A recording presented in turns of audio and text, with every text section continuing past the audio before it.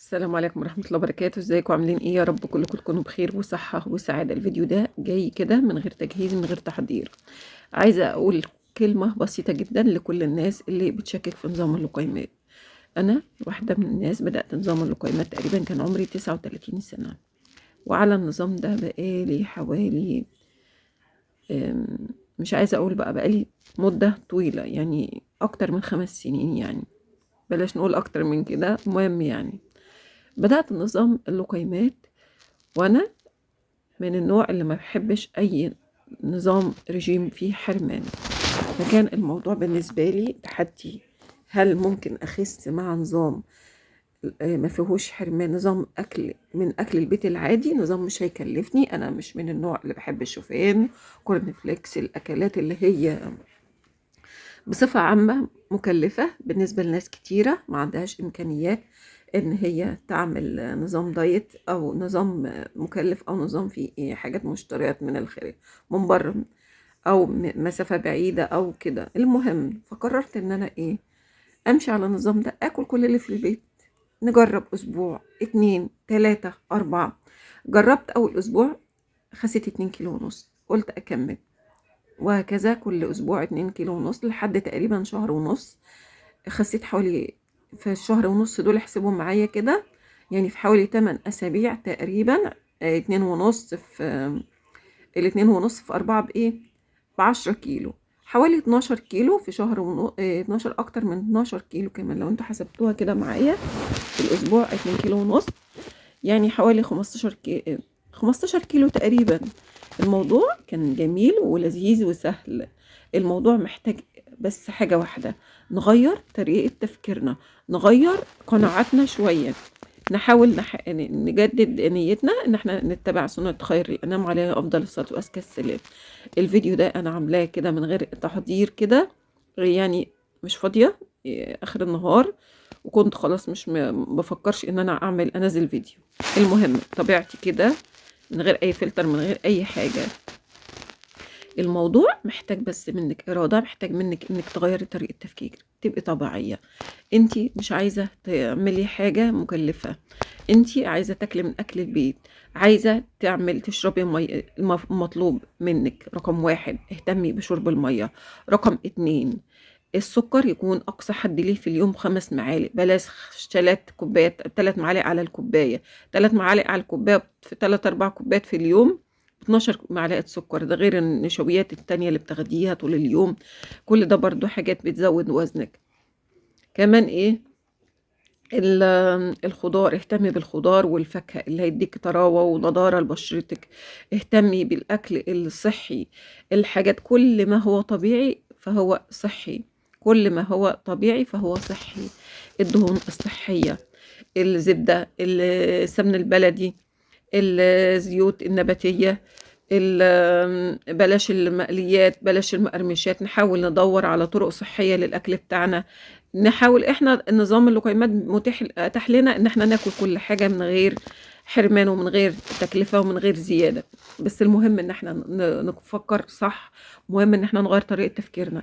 رقم 1 عايزة اعرف وزني، اعرف ازاي اخد على حسب وزني. يعني انا هقول لك حسبة بسيطة جدا. يعني قولي مثلا انت 100 كيلو، ليكي مثلا كوبايه من النشويات او رغيف في اليوم او 4 حصص نشويات.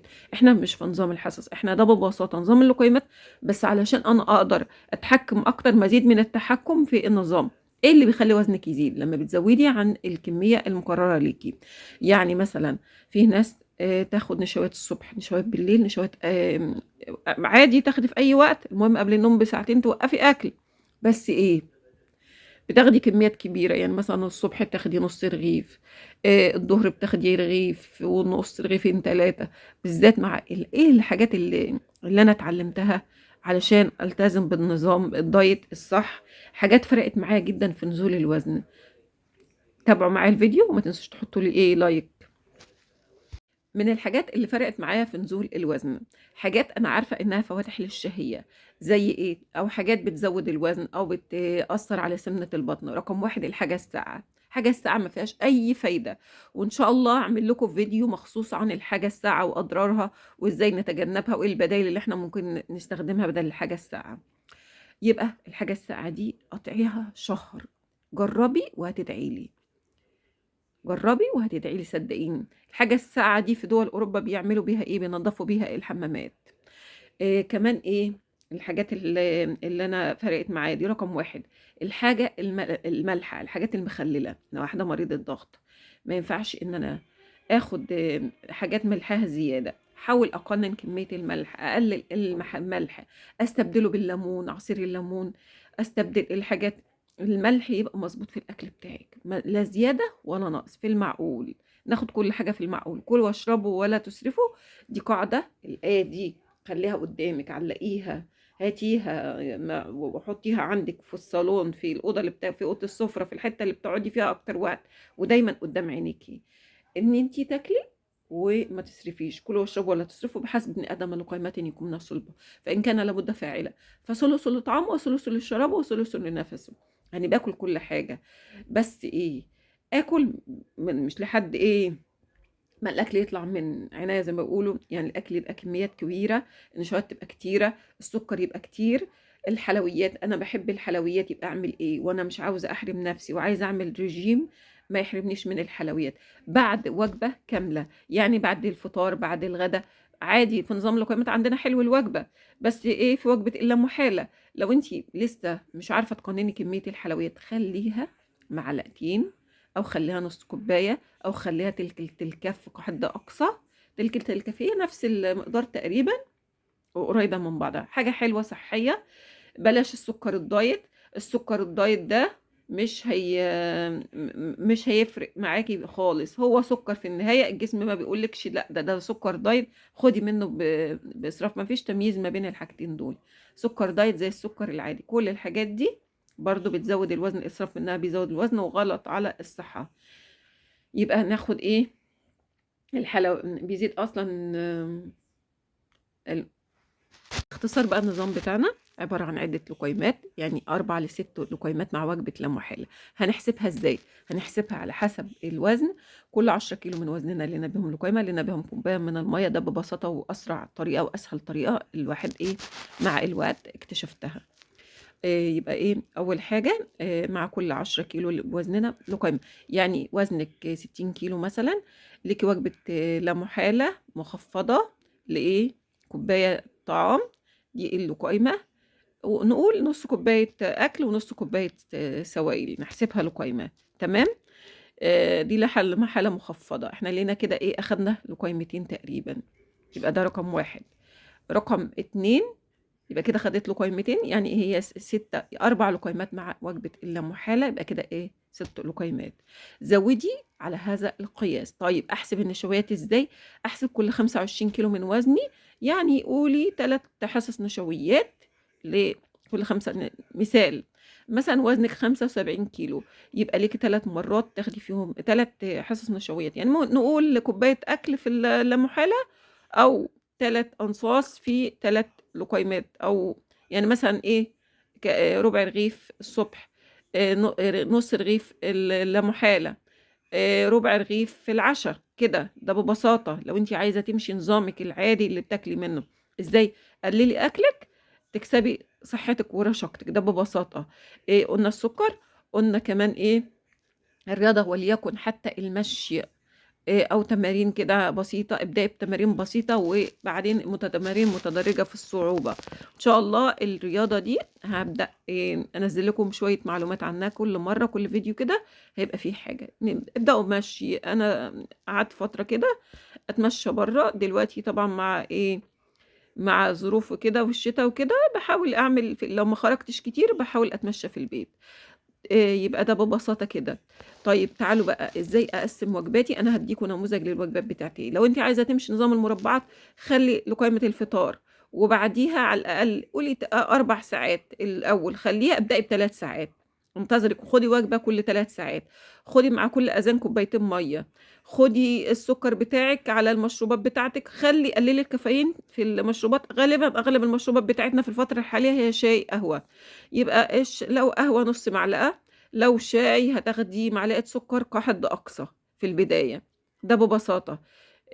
كمان اكتبي كل الكلام ده يبقى لِك وجبة اللا محالة دي بقى إن شاء الله. أنا هادّيكم بقى الفيديو بتاعنا ده جزء بسيط كده مختصر، وباقي الفيديو أنا هادّيكم فيه شوية أمثلة من اللقيمات بتاعتي خلال الفترة اللي فاتت. هتوحشوني إن شاء الله، معلش كده سامحوني بقى كده. الفيديو ده كان في عجالة، يا رب كده أسمع منكم أخبار حلوة، واللي عاوز يبدأ نظام هيكون في فيديوهات كده صغنطوطة كده بسيطة حوالي 5 دقايق كده هيكون فيها كل حاجة. تابعوا بقى الفيديوهات الجاية، وما تنسوش تحطوا لي لايك للفيديو، وتابعوا وشوفوا بقى أمثلة اللقيمات، إزاي بامشي على الدايت من غير حرمان وباكل كل حاجة. شوفوا الفيديو للنهاية. إزاي بامشي من غير حرمان وباكل كل حاجة. قبل الأكل ب10 دقايق طبعًا المَيّة، يعني مع كل أذان أشرب كوبايتين من المَيّة. مع لو أنا باخد دوا باخد العلاج بتاعي عادي ما فيش حاجة بتأثّر مع الموضوع ده. المَيّة قسّمي بقى كل 9 كيلو من وزنِك أو كل 10 كيلو من وزنِك كوباية من المَيّة. العلاج بتاعِك بتاخديه في مواعيده، علشان إيه ما تقوليش إن الدايت بس هيعالجني، لأ لازم كمان الأكل الصحّي.